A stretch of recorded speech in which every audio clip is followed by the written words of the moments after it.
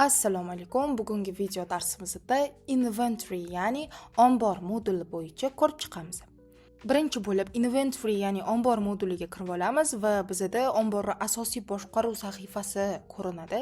Bu yerda barcha qismlar, ya'ni qabul qilish, ichki o'tkazmalar va yetkazib berish bo'limlari kabilarni ko'rishingiz mumkin bo'ladi. Yuqori qismda qidiruv panelida turli xil filtrlardan foydalanishingiz mumkin. Misol uchun type of operation yoki warehouse bo'yicha ma'lumotlarni saralab, kerakli bo'limlarni alohida ko'rib chiqish imkoniyati mavjud. Tepadan operations tugmasidan va u yerdan receipts bo'limiga o'tamiz. Bu yerda bizga kelib tushadigan tovarlarning ro'yxati ochiladi. Ro'yxatdan istalgan yozuvni bosib, uning ichki tafsilotlariga kirishimiz mumkin. Misol uchun bitta hujjatni ochib olaylik, uni ma'lumotlarini ko'rib chiqamiz va validate tugmasini bosib tasdiqlaymiz. Shundan so'ng uning holati done, ya'ni bajarildi holatiga o'tadi. Receipts yozuvi ustiga bosib, yana umumiy ro'yxatga qaytamiz. Yana operations menyusidan deliveries bo'limiga o'tamiz. Bu yerda mijozlarga yuboriladigan mahsulotlarning ro'yxati chiqadi. Filtrlardan foydalanib, ready yoki late holatdagi saralab olishimiz mumkin. Ertangi kunga belgilangan yetkazib berishni tanlab, uni tafsilotlarini kiramiz. Agar mahsulot yetarli bo'lmasa, not available degan yozuv chiqadi. Agar yetarli bo'lsa, available degan yozuv yashilda bo'ladi. Endi operations menyusidan internal bo'limini tanlaymiz. Bu yerda omborlar aro mahsulot ko'chirish hujjatlari, ya'ni internal transfers, ichki o'tkazmalar ko'rinadi. Ro'yxatdan bittasini tanlab ochamiz, uning tafsilotlarini ko'rib chiqamiz va qaytishimiz mumkin bemalol. Chap yuqori burchakdagi new tugmasini bosib, yangi ichki o'tkazma oynasini ochamiz. Maydonlarni to'ldiramiz, mijoz va kontaktini tanlaymiz. Ombor manzilini kiritamiz. Add product tugmasini bosib, kerakli mahsulotlarni tanlaymiz. Misol uchun customizable desk miqdorini kiritamiz, ya'ni quantity. Source document qismiga raqam yozamiz. Source document nomerini yozamiz. Shundan so'ng mark as to do, so'ng ready va validate tugmalarini ketma-ket bosib hujjatni yakunlaymiz. Operations orqali yana bosh sahifaga qaytamiz. Manufacturing bo'limiga kiramiz.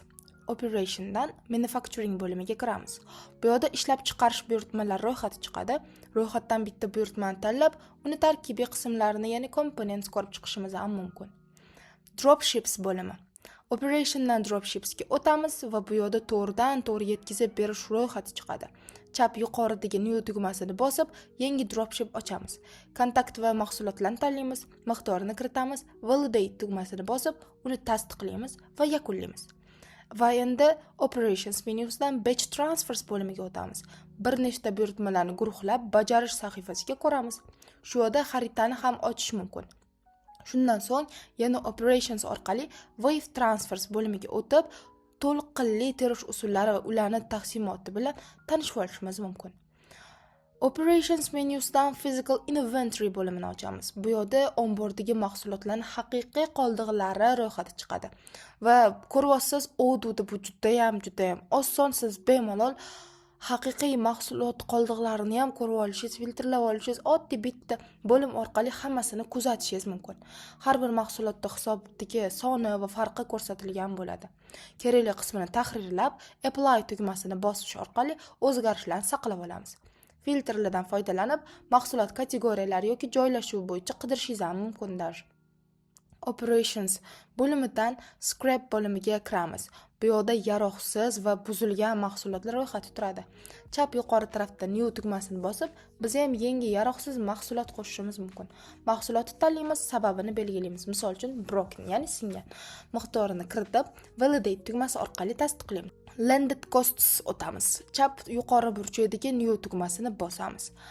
Yangi qiymat qo'shish oynasi chiqadi. Transfer ketiga kerakli transfer raqamini tanlab olamiz. Shuningdek, vendor bill qismiga tegishli shot fakturani belgilaymiz. Pastki qismida additional cost bo'limiga add-line tugmasini bosamiz va xarajat turini kirgizamiz. Agar yangi mahsulot yoki xizmat yaratish kerak bo'lsa, produkt qatoridan create tugmasini bosib, uni nomini yozamiz. Misol uchun, men yangi fuel service degan servis kirgizishni xohladim. Bilasiz, landed cost bu qo'shimcha xarajat. Bilamiz, kategoriya qismida servis bo'limini tanlab qo'yamiz. Mahsulot sozlamalarini to'ldirganimizdan so'ng, pastdagi save tugmasini bosish orqali saqlaymiz. Xarajat summasini yozamiz. Misol uchun 20. miqdorda va save qilamiz yoki compute tugmasini bosishingiz ham mumkin. Xarajat summasini yozamiz va yonidagi valuation adjustment bo'limiga o'tamiz. Yuqori chap burchidagi validate tugmasini bosamiz. Hujjatlarni tasdiqlangandan so'ng status draftdan post holatiga o'zgaradi. Valuation adjustmentda oynasida qo'shilgan xarajat qaysi mahsulotga qanaqa ta'sir qilganini va uni yangi qiymati qanaqa chiqqanini ko'rishingiz mumkin. Endi operations menyusidan replenishment bo'limiga o'tamiz. Bu yerda mahsulotning minimal va maksimal miqdorlarini sozlashimiz mumkin. Kerakli mahsulot ustiga bosib, minimal va maksimal qiymatlarini o'zgartiramiz va save tugmasini bosib saqlaymiz. Va bu juda ham oson. Siz bemalol qancha minimum va qancha maksimum qilib belgilagan bo'lsangiz, u sizga xabar beradi. O'ng tarafda automate tugmasini bosish orqali avtomatik to'ldirish buyurtmasini replenishment order hosil qilamiz. Yuqoridagi menyudan yana operationsga kiramiz, master production schedule bo'limiga o'tamiz va rejalashtirilgan jadvalni ko'rishimiz mumkin. Va endi products bo'limidan products oynasiga o'tamiz va barcha mavjud mahsulotlarni kategoriyalari bo'yicha ko'rib chiqishimiz ham mumkin. Va u yerda endi product variants bo'limiga o'tsak, mahsulotlarning rang va boshqa turlari bo'yicha narxlari va parametrlarini ko'rishimiz, variantlarini ko'rib chiqishimiz mumkin bo'ladi. Lots and serial numbers bo'limiga o'tamiz. Mahsulotning seriya raqamlari va qaysi joyda saqlanayotganini kuzatamiz. Packages bo'limida qadoqlash birliklari, ya'ni paketlar ro'yxati ko'rinadi. Yuqorida chapda new tugmasini bosib, yangi paket qo'shish oynasiga o'tamiz va paket nomini yozamiz. Misol uchun first upakovka, ya'ni birinchi upakovka. Paket turini package type tanlaymiz va kerakli joylashuvi belgilab oynani yopamiz. Reporting menyusidan stock zaxira bo'limiga o'tamiz.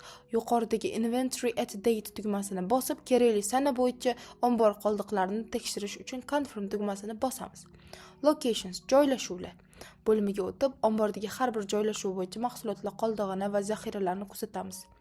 Moves history bo'limida o'tib, ombordan chiqqan va kirgan barcha mahsulot tarixini va ularning holatini, ya'ni done yoki available, ya'ni mavjud yoki tayyor yordamida filtrlab olishimiz, tekshirishimiz mumkin.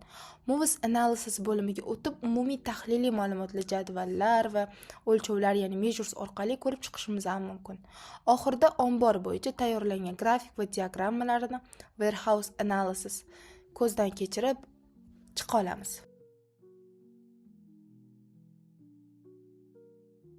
Configurationdan settings, ya'ni sozlamalar sahifasiga o'tib, u yerda operations, products, barcode bo'limlari bo'yicha ko'rib chiqishimizni, sozlab chiqishimiz mumkin bo'ladi. Endi settings sahifasidagi barcha asosiy funksiyalarni va belgilangan kattachalar, ya'ni checkbox ko'rinib turibdi. Biz xohlab o'chirishimiz yoki yoqishimiz ham mumkin bo'ladi. Va endi configuration menyusidan warehouse ni tanlaymiz. Omborlar ro'yxati sahifasiga o'tib, mavjud ombor, misol uchun warehouse stock ichiga kiramiz. Omborlar sahifasidagi jadval ko'rinishida ko'ramiz. Yangi ombor qo'shish uchun chap yuqori tarafda qizil new tugmasi bosiladi. Yangi ombor qo'shish sahifasi ochiladi. Ombor sozlamalari va ombor ismini va uni short name'ini, ya'ni qisqa nomini kirgizamiz. Ombor sozlamalari va texnik ma'lumotlarini ko'rib chiqamiz. Short name'ga misol uchun sklad deb yozib qo'ydim, lekin u boshqacha bo'lishi ham mumkin. Ya'ni omborni qisqartirilgan shakli. Misol uchun Toshkent bo'lsa, TSHK qilib yozishingiz ham mumkin yoki Tosh deb yozib qo'yishingiz ham bo'ladi. U sizga oson bo'lishi uchun tanlanadi. Hamma narsani qilib bo'lgandan keyin saqlab qo'yamiz. Va ko'rishingiz mumkin, ombor muvaffaqiyatli saqlandi. Omborlar ro'yxatiga qaytamiz. Omborlar ro'yxatida ikkita ombor bo'ldi. My Company va sklad 2 ko'rib turganingizdek, yuqoridagi menyuda configurationni bosamiz va u yerdan operation typesga o'tamiz. Operatsiya turlari sahifasi bu. Operatsiya turlari jadvali va ularni omborlardan biriktirilganini ko'rishingiz mumkin. Operation type'ga yangi resept yoki umuman boshqa narsalarni qo'shib chiqishingiz mumkin bo'ladi. Endi configuration bo'limidan routes, ya'ni yo'nalishlar bo'limini tanlab oldik. Skladdan shopga keladi, shopdan customer uyiga boradi yoki umuman boshqa skladingizdan skladingizga keladi qilib yo'nalishlarni tayyor holatga keltirib qo'yishingiz mumkin bo'ladi. Bu operation type'da siz sotuv buyurtmasi yoki xarid buyurtmasi tayyorlayotgan paytingizda juda ham qo'l keladigan usul. Endi yangi route yaratish uchun new tugmani bosamiz. From stock to customers deb yozdim, ya'ni Ya'ni bu yerda skladdan customerning o'zining uyiga, customerning o'ziga yetkazib berish uchun yo'nalish qilib belgilab oldim. Va unga rule, ya'ni qoidalar kiritishimiz mumkin bo'ladi. Misol uchun bitta operation type tanlab olamiz rootda va uni ichiga kirib belgilab olishimiz mumkin. Source locationga manbani joylashuv, misol uchun warehouse stock tanladim va destination location ni belgilaymiz. Misol uchun customers tanlayapman va buni saqlab olamiz.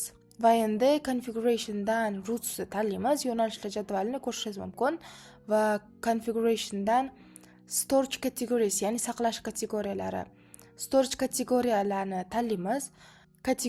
Bu kategoriya bizga sig'im va mahsulot turini sozlashga yordam beradi. Va misol uchun bizning warehouseda qaysidir joylar bo'ladi va buni albatta kategoriyalari bo'ladi. Mana shu saqlash kategoriyalari, storage kategoriya orqali sozlanadi. Bu yerda sig'im va mahsulot turini sozlab qo'yishingiz mumkin bo'ladi. Va endi yuqoridagi menyudan configurationga va u yerdan put away rules, ya'ni hozir aytgan narsamni davomi mana shu orqali sozlanadi, ya'ni joylashtirish qoidalari. Put away rules sahifasida mana misol uchun new tugmasini bosib yangi qoida qo'shmoqchimiz. U yerga ombor tanlashimiz kerak, mahsulotni tanlashimiz yoki umuman hamma mahsulotga tegishli bo'lsa umuman tanlamasligimiz mumkin. Paket turini tanlashimiz kerak, package type bosiladi va paket turini belgilab olamiz. Va saqlash joyi, qayerga saqlash kerak? Warehouse stockka saqlash kerak. Sublocation bormi? Agar yo'q bo'lsa no turadi. Va saqlab olamiz. Ko'rishingiz mumkin, endi bizda put away rule ham bor. Endi configuration menyusidan kategoriyaga o'tamiz. Bu yerda mahsulot kategoriyalarini ko'rishingiz mumkin bo'ladi va o'zingiz ham yangi kategoriyalar qo'shishingiz mumkin bo'ladi. Endi configurationdan attributesga o'tamiz. Bu yerda attributlar ro'yxati ochiladi. Misol uchun brand attributi. Brand qiymatlarini ko'rishimiz mumkin va sozlab olishimiz mumkin. Va endi configurationdan units and packaging menyusidan o'tib oldim. Bu yerda o'lchov birliklari ro'yxati ko'rinadi. O'zimiz ham yangi new tugmasini bosib qo'shishimiz ham mumkin yoki o'chirib tashlashimiz ham mumkin bo'ladi. Yuqoridagi menyudan configurationga o'samiz va u yerdan barcode nomenclatures tanlaymiz. Shtrix kod nomenklaturalari ro'yxati ochiladi. Default nomenclature tanlanadi. Ya'ni aynan agar biz belgilamasak, qaysi tanlanishi mumkin bo'lsa, o'shani belgilab qo'yamiz. Configurationdan delivery methods, ya'ni yetkazib berish usullarini ko'rib chiqamiz. Bu yerda bir qancha yetkazib berish usullari bor. Standart usul bo'lishi mumkin, providerlarni ham ko'ra olasiz bu yerda. Yangi yetkazib berish qo'shishimiz ham mumkin bo'ladi. Endi configuration menyusidan packaging types submenyusiga kirib oldik. Bu yerda paket turlari ro'yxati va ularning o'lchamlari ko'rsatiladi. Paket turi qo'shish uchun yo'ni bosasiz va o'chirib tashlash uchun shunchaki galочка bosib actionsdan udalit qilsangiz ham bo'ladi. Yuqori menyudan configurationga o'tamiz va u yerdan zip prefix tanlab olamiz. Bu yerda zip prefixlarini boshqarish sahifasi ochiladi. Va u yerda yangi yaratish uchun new tugmasini bosamiz. Misol uchun bir raqam yozdim, kiritilgan qiymat saqlab olamiz. Prefix ro'yxatda endi bir raqam ko'rinib turibdi. Bu biz uchun zip prefixlaridir. Shu orqali zip prefixni qo'shishingiz mumkin bo'ladi. Shu bilan inventory bo'yicha video darsimiz o'z nihoyasiga yetdi. Agar savollaringiz bo'ladigan bo'lsa, kommentda qoldirishingiz mumkin. Salomat bo'ling.